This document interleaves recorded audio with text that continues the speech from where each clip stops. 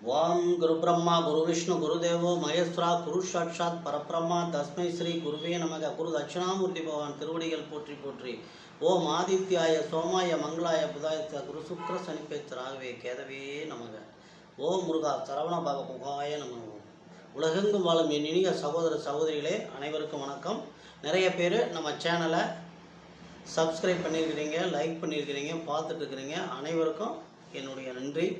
நம்ம இன்றைக்கி பார்க்க போகிற இந்த பதிவு என்னென்னா 2024 மார்ச் மாதம் தனுசு ராசிக்கு உண்டான ராசி பலன்களை இப்போ நம்ம பார்க்குறோம். இந்த பதிவில் என்ன பார்க்குறோன்னா, ஏற்கனவே இருந்த கிரக நிலைகள் எப்படி, இந்த மாதம் எந்தெந்த கிரகங்கள் டிரான்சிட்டில் கோச்சாரத்தில் மாறுது, அதனால் நமக்கு என்ன பலன்கள் மாறும் அப்படிங்கிறதையும், ஒவ்வொரு நட்சத்திரத்திற்கும் சுப அசுப யோக நாட்களும் பிரித்து கொடுத்துருக்குறோம்.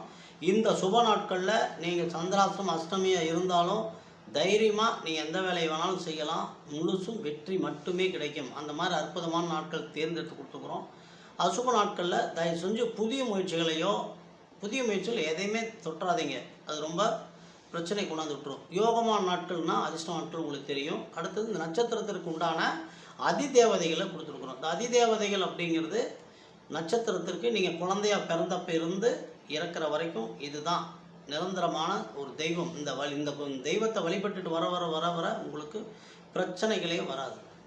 அதுக்கு அடுத்தது தான் நீங்கள் தசாபுத்தியில் வழிபட வேண்டிய தெய்வம், கிரக இணைவுகளுக்காக நீங்கள் வழிபட வேண்டிய தெய்வங்களும் மாறும். ஆனால் இது மாறவே மாறாது. சரி, வாங்க ராசிபலனுக்குள்ளே போகலாம். உங்கள் ராசிக்கும் 4ஆம் இடத்திற்கும் சுகஸ்தானத்திற்கும் உண்டான குரு பகவான் 5ஆம் இடத்திலே பூர்வ புண்ணிய புத்திரஸ்தானத்திலே இருந்து 9ஆம் இடத்தையும் உங்களுடைய ராசியும் பார்வையிடுகிறார். இது மறுபடியும் என்ன ஒரு அமைப்பு, அற்புதத்தில் அற்புதமான ஒரு அமைப்பு. அதுவும் 9ஆம் அதிபதியும் உங்களுக்கு இப்போ 4ஆம் சுகஸ்தானத்துக்கு போக போகிறார். 14ஆம் தேதியிலிருந்து சூரிய பகவான் 14ஆம் தேதி வரைக்கும் 3ஆம் இடம் முயற்சி ஸ்தானத்தில் இருந்தவர் சுகஸ்தானத்துக்கு அவரும் போக போகிறார். உங்களுக்கு யோகத்துக்கு மேலே யோகம். இப்படி அமைப்பெல்லாம் மறுபடியும் கிடைக்கிறது ரொம்ப கஷ்டம்.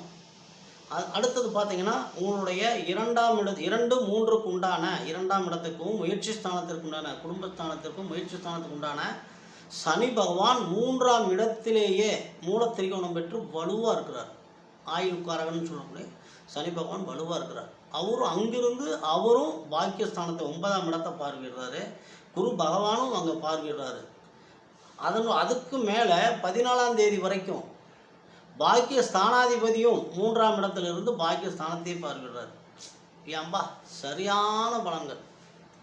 அதுக்கு அடுத்தது பார்த்தீங்கன்னா, 5க்கும் 12க்கும் உண்டான செவ்வாய் பகவான் பூர்வமுனி புத்திரஸ்தானத்திற்கும் அயன சயன போகத்திற்கு உண்டான செவ்வாய் பகவான் 2ஆம் இடத்திலே உச்சம் பெற்றிருக்கிறார். உச்சம் பெற்று 15ஆம் தேதிக்கு மேலே தான் அவர் மறுபடியும் 3ஆம் இடத்துக்கு போகிறார். உங்கள் ராசிக்கு 3ஆம் இடத்துக்கு போகிறார். ஆக 15ஆம் தேதி வரைக்கும் 5ஆம் அதிபதி உச்சம் பெற்று இருக்கிறதுனால, 2ஆம் இடத்துல இருக்கிறதுனால உங்களுக்கு குழந்தைக்கு முயற்சி பண்ணுறவங்களால, திருமணத்துக்கு முயற்சி பண்ணுறவங்க எல்லாத்துக்குமே ஒரு அற்புதமானது. பூர்வ புண்ணிய சொத்தில் பிரச்சனை இருந்தால் அதெல்லாம் தீரக்கூடிய காலம் எல்லாமே உங்களுக்கு.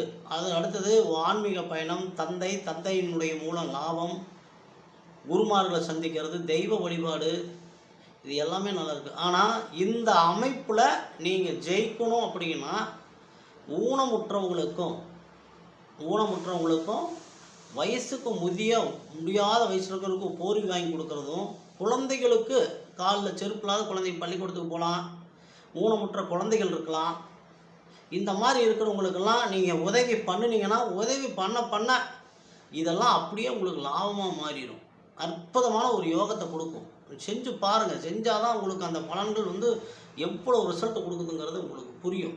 அதுக்கு அடுத்தது பார்த்தீங்கன்னா, உங்கள் ராசிக்கு 6க்கும் 10க்கும் உண்டான தொழில்ஸ்தானம் 6ஆம் இடத்துக்கு சத்ருஸ்தானாதிபதி கடன் ருண ரோக சத்ருஸ்தானத்திற்கும் தொழில் ஸ்தானத்துக்கும் ஜீவனஸ்தானத்துக்கும் உண்டான ஜீவனஸ்தானாதிபதி நல்லா இருக்குது, ஜீவனகாரகன் நல்லா இருக்கார். ஆனால் ஜீவனஸ்தான ஆதிபதி புதனாக வர்றதுனால அவரும் உங்களுடைய ராசிக்கு 4ஆம் இடத்துல 7/3 கும்பத்தில் இருந்து மீனத்துக்கு பயிற்சியாகி 4ஆம் இடத்துல நீச்சம் அடைகிறார்.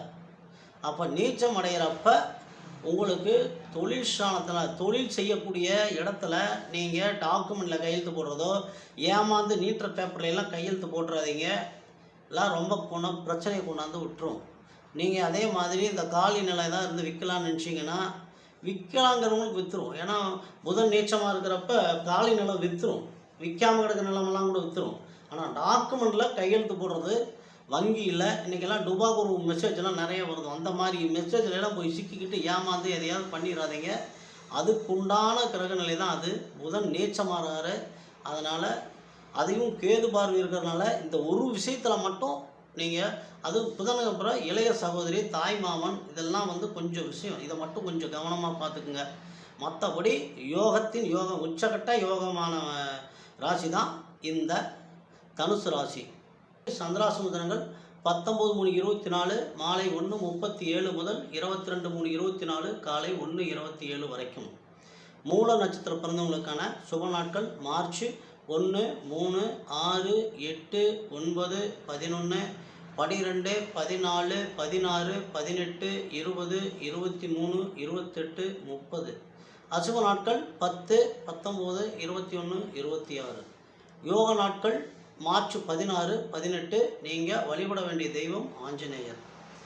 அடுத்தது பூராட நட்சத்திரம் பிறந்தவங்களுக்கு சுப நாட்கள் மார்ச் 2, 4, 7, 9, 10, 12, 13, 15, 17, 19, 21, 25, 29, 31.